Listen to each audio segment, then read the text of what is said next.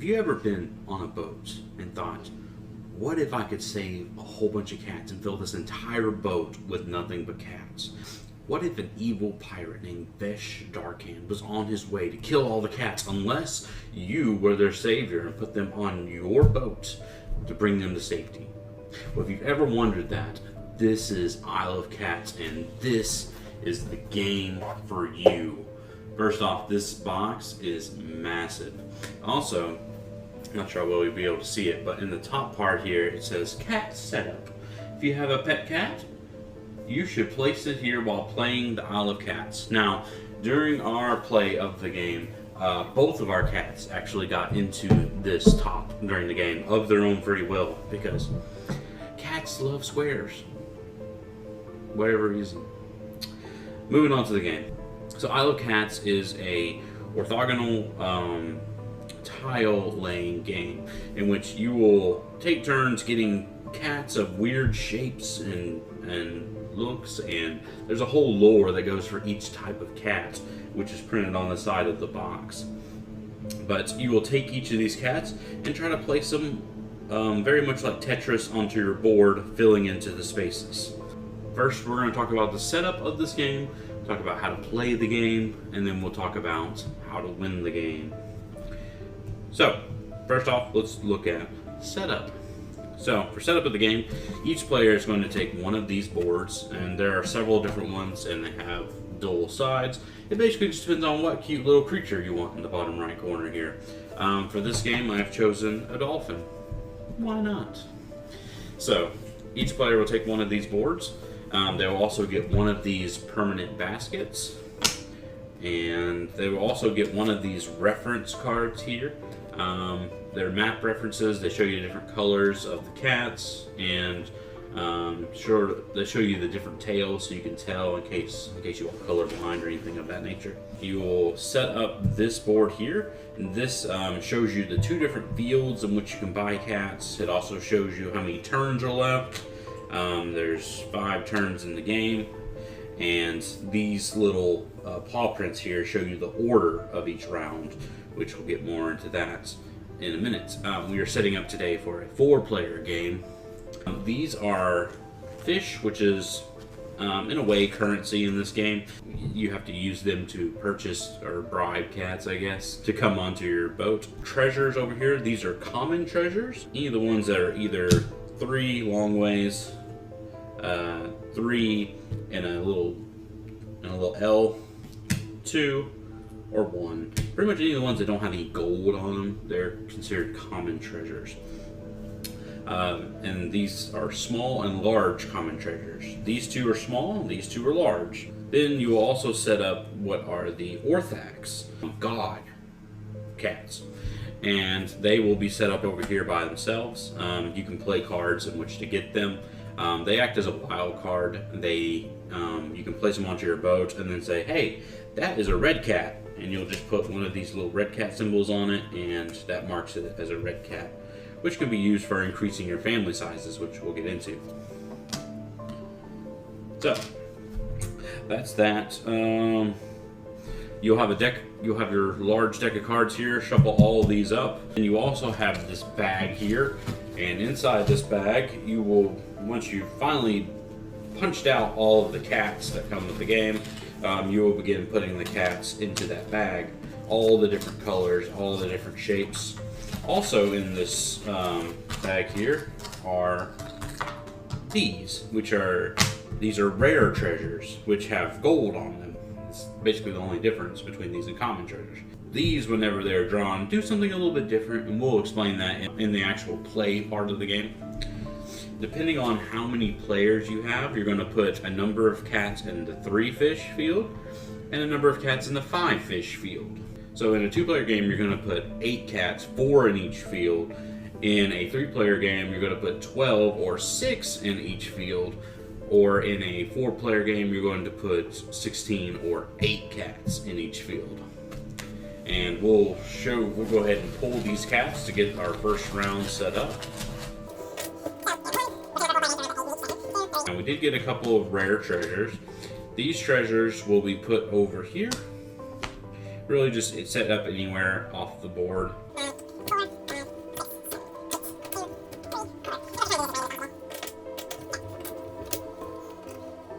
Now that we have our board set up, we have cats in our 2 different fields, we are pretty much set up to go.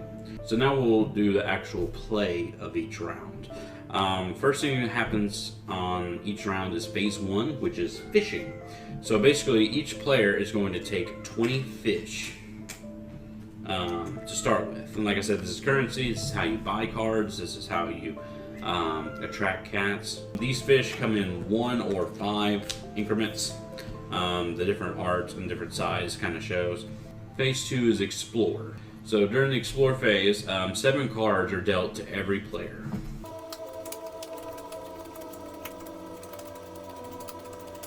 So each player will be dealt 7 cards, and this is a card drafting aspect of the game. You will look at each of these cards and decide which 2 of the 7 you want to keep. And the cards all do different things, and we'll go ahead and go through each of the different kinds of cards to show you. Alright, so some of the examples of cards in this game. The most important ones to know are the green ones. These are baskets in which you can capture cats and bring them onto your ship. By capture, we mean save it. We mean save it. So, for instance, starting out in the game, everyone has 1 permanent basket. There are ways in which in the game you can get more permanent baskets, but at the start you just have 1. However, you can draft cards to your hand in which you can use for more baskets, because ideally on each turn you want to get 2 or more at least cats in order to really be making progress in the game. So for instance, some of these green ones just have boots. Boots are how you determine turn order. Whoever has the most boots at the start of the turn goes first. So for instance, if I had 6 boots and I had the most, I would move my marker down here onto the first player and I would go first. Now there are half baskets, which you would need 2 of those to form a whole. These are the ones that have 1 basket on them. That's a complete basket that can get you 1 cat onto your boat. Any cards you choose to keep, you have to pay for. The cost of the card is in the top left corner of this. So for instance, this 1 basket, 1 boot card here is worth 2 money.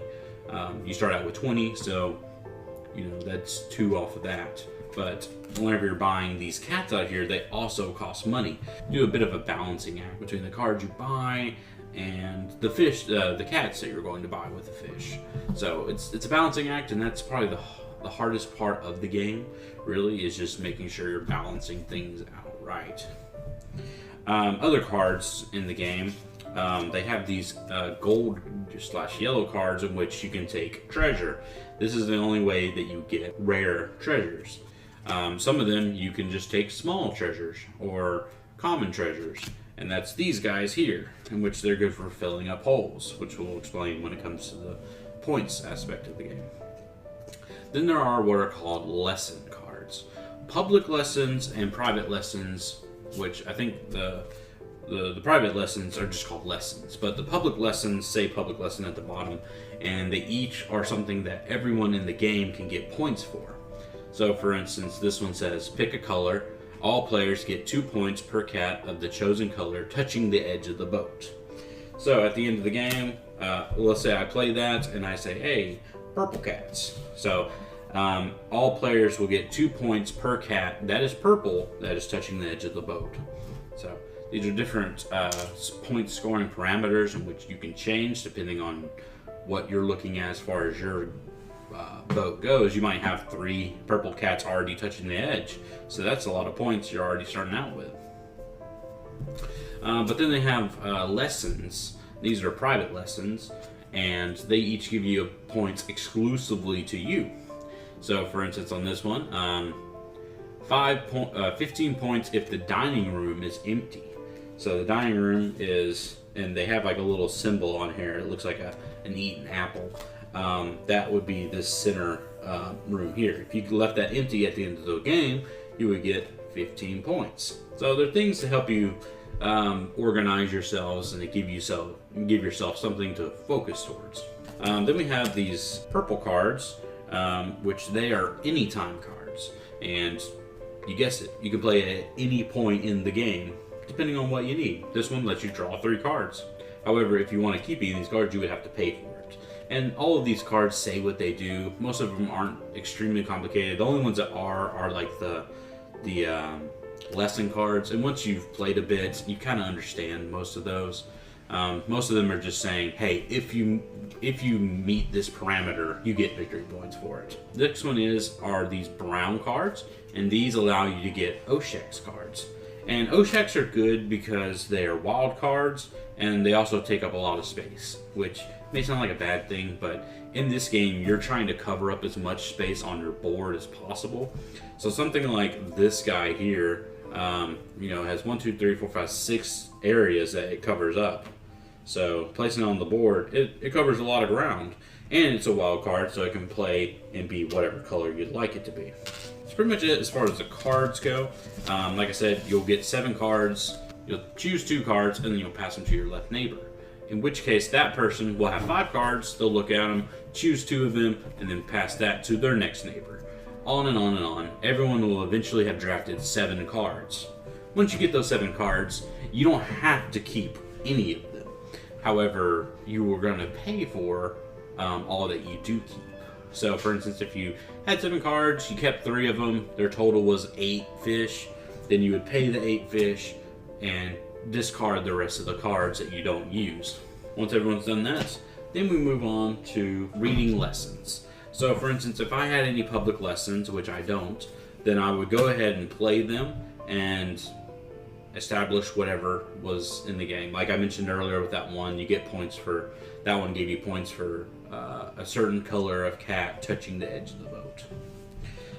Private lessons, you would take those if you had a private lesson, and you would just set it next to your board just so people know that you have one. You don't show them what that is because you don't necessarily want them to try to prevent you from having it. Private lessons are private to you. So now we go into phase 4, which is the phase everyone's been waiting on. How do we save those cats? So phase 4, you're going to take as many green cards as you would like from your hand, and then play them. Everyone plays at the exact same time, so to prevent anyone from, to prevent any sort of cheating that might happen in the game. Everyone plays at the exact same time. I'm going to play all 3 of these. So I have 2 boots, which is not very fast, and I've got 1, 2, 3 baskets. So for this example, I'll just say that I'm the only one that played boots. So I'm going first here. Orange is going to go second, then green, and then purple. If you had any boots, you can go ahead and discard them at this point because you don't need them for anything else. So it would go to my turn, and it would be my turn to buy a cat from the boat, from the island. So the cost of the cats are listed here, 3 and 5. I'll just go ahead and spin 3 and use these 2 half baskets and let's buy this red boy here.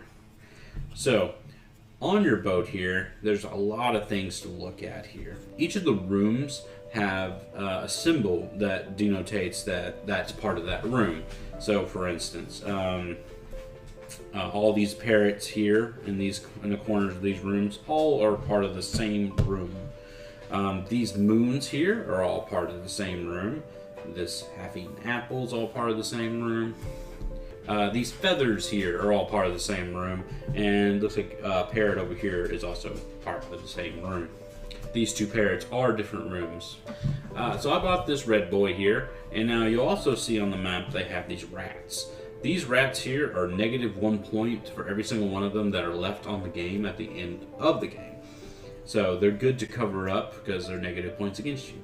Also, any of these rooms that are not completely filled up are -5 points. So it's imperative for you in this game to make sure that you're covering up as much of these rooms as possible, and you need to completely cover them up to prevent yourself from getting a negative point score. So, for instance, I bought this red boy here. I'm going to put it over here on this left side here, and I am also going to cover up this red map.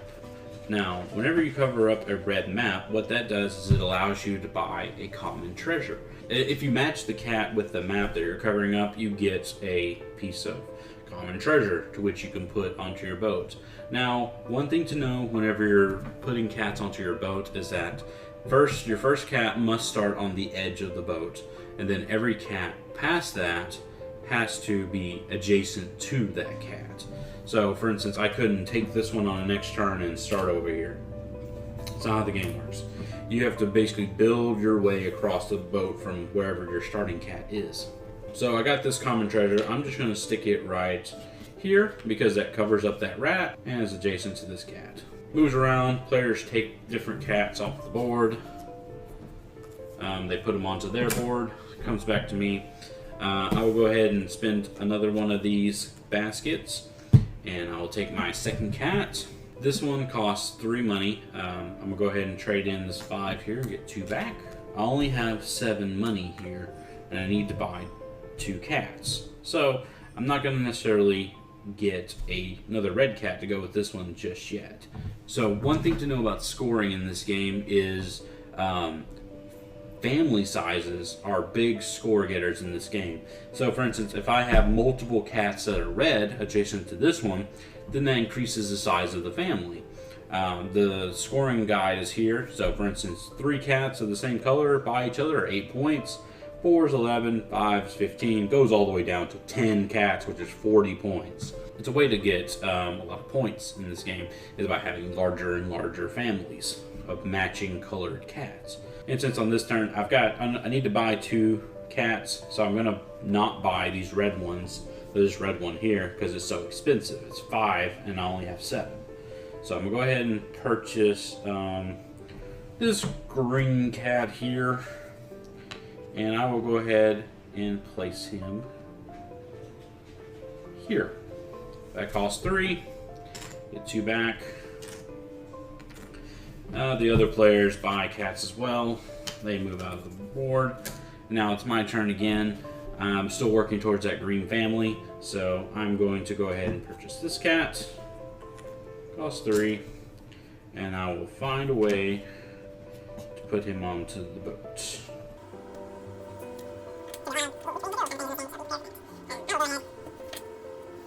I'll go ahead and place him just like this. That increases his family size. Minimum of 3 cats to make a family. And I'll flip over this basket here. So that is completely done for my turn. I'm done with everything. I bought all the cats I can. Once everyone is finished buying cats, the remaining cats that are left go back into the bag for whence to be drawn again. The next thing that's to be done after rescuing cats is move to step 5, phase 5, and phase 5 is rare finds. And at this point, you would play an Oshax cat. So for instance, on my turn, I would look at these Oshax cats, determine which one fits into what I'm looking for. So none of these are going to fit absolutely perfectly, and that's okay. So I'm going to choose this one here and play it there. That way I can extend out this red family, and I'll choose a red cat to put onto it to say that's part of the red family.